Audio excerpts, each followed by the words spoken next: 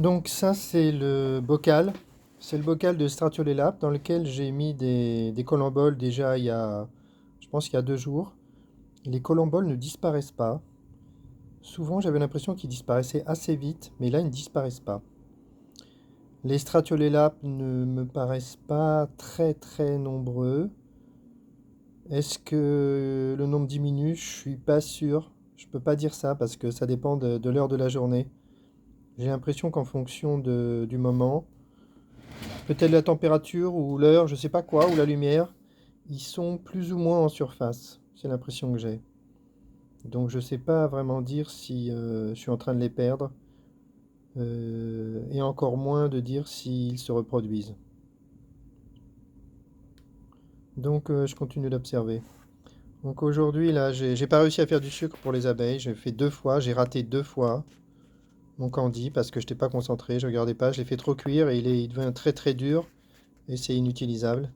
Donc là, je vais essayer de me concentrer un peu plus, de rester devant, contrôler la cuisson pour avoir du vrai candy, ou en tout cas du candy acceptable par les abeilles, pour aller essayer de leur en donner pour pas perdre mes abeilles le dernier mois, comme ça m'est déjà arrivé et comme ça arrive à plein de gens.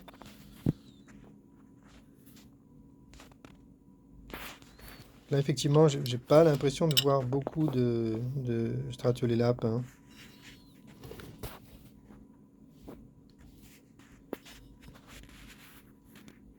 Mais bon, il y en a quand même. À voir, à suivre. Alors, j'ai une nouvelle idée à proposer. Donc, je vais travailler sur le peigne à varroa avec des aiguilles. Donc, je vais essayer. J'ai acheté les aiguilles. Je vais essayer de faire un montage avec une barrière d'aiguilles que les abeilles vont devoir traverser et elles vont s'accrocher aux aiguilles. Et tout ce qui dépasse risque d'être décroché. C'est possible. Alors, la première critique à faire, automatique, ce serait de dire que si on fait ça, on va perdre le pollen. Ah oui, c'est sûr. Donc, on pourrait dire qu'on va pas mettre en place le peigne à tous les moments de la saison, par exemple. On pourrait dire qu'on peut le mettre que certaines heures.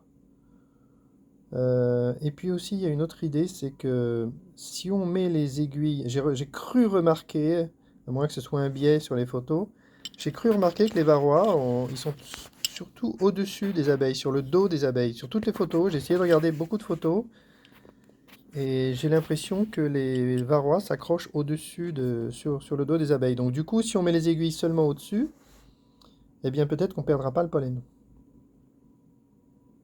Donc les abeilles vont marcher par exemple, sur la planche d'envol, et elles vont avoir du mal à passer les aiguilles, elles vont forcer un petit peu, elles vont aller à gauche, à droite, elles vont se démener pour traverser l'obstacle, et elles vont s'accrocher aux aiguilles, et peut-être les varrois, ou certains varrois vont tomber.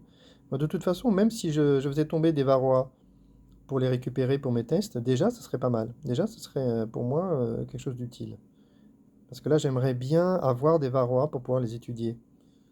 L'idée étant que une piste, ce serait de mettre les varrois en présence de certains produits pour voir si soit on les attire par le produit ou nourriture, je sais pas, soit on les fait fuir. Parce que dans un cas comme dans l'autre, ça pourrait être une piste pour les isoler dans la ruche et les éliminer. Donc ça, c'est intéressant à tester, parce que des produits, on peut en tester des quantités, hein.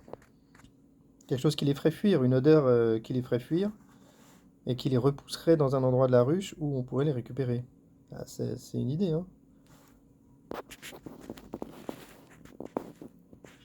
Alors sinon, j'ai une autre idée qui est assez sophistiquée. Est-ce qu'elle est testable? On va continuer de réfléchir pour voir, mais probablement oui. L'idée, ce serait de proposer un nouveau moyen de lutte contre les nids de frelons. Un moyen de destruction des nids de frelons, ou au moins de ralentissement des nids pour les neutraliser. Alors, ça demande un raisonnement. Il y a une étude qui a montré que, en observant les frelons et en mettant des puces dessus, je sais pas, je me rappelle plus trop du détail, il y a des scientifiques qui ont montré que les frelons ne font pas un nombre d'allers-retours considérable dans la journée. Ils font, on va dire, je me souviens plus le chiffre exact, mais ils feraient quelque chose comme entre 5 et 10 allers-retours pour aller chercher des proies, des abeilles, et les ramener au nid, et pas plus. Alors que quand on voit leur robustesse, c'est évident qu'ils pourraient faire ça toute la journée s'ils le voulaient. Ils sont indestructibles, ils sont infatigables. Alors comment expliquer ce phénomène? Alors pour l'expliquer, ce que je propose, c'est de remarquer que les frelons, savoir aussi ce que nous ont appris les scientifiques, à savoir que les frelons adultes ne mangent pas les abeilles directement, ils n'en sont pas capables. Ils sont capables de se nourrir avec du sucre, du nectar, je pense, et ils sont capables de se nourrir avec la nourriture qui est régurgitée par les larves. Donc les adultes sont nourris par les larves.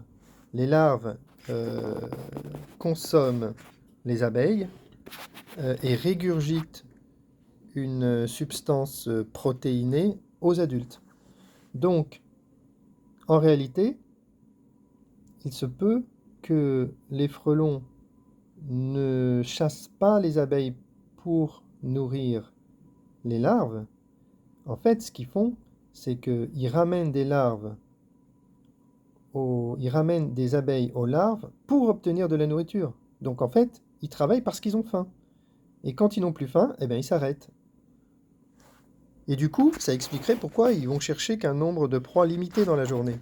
Quand ils n'ont plus faim, bah, ils arrêtent. Ils se contrefichent de nourrir les larves.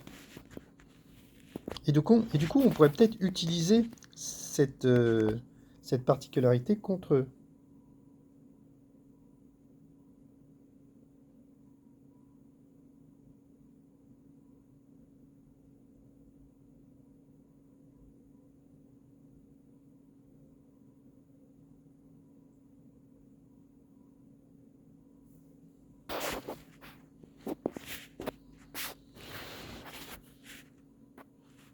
Donc, je disais que comment faire? Comment faire? Je regardais ma montre, j'ai reçu un message pour ça. C'est pour ça que je me suis arrêté. Ah, c'est joli, j'aime bien cette image. Donc l'idée, euh, ce serait de nourrir les frelons. Si on réussit à fabriquer une substance protéinée animale qui plaît aux frelons, euh, eh bien, les frelons vont venir se nourrir directement avec ça et ils n'iront plus chasser en fait. Ils n'auront pas besoin de chasser. S'ils ne chassent plus, les larves vont crever. Elles vont crever de faim. Donc ça, c'est intéressant. Franchement, ça vaut le coup d'être testé. Alors, comment on fait pour tester ça? Ça paraît pas trop compliqué. Il faut trouver un nid. Il faut lui proposer de la nourriture protéinée à proximité. Il faut constater que les frelons viennent se nourrir en abondance.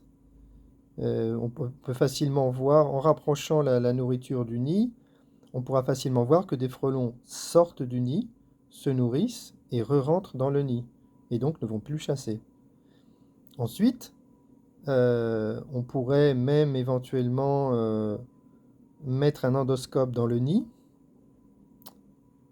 Euh, je rigole, hein, il faudra peut-être mettre un habit anti-frelon avant de faire ça, hein.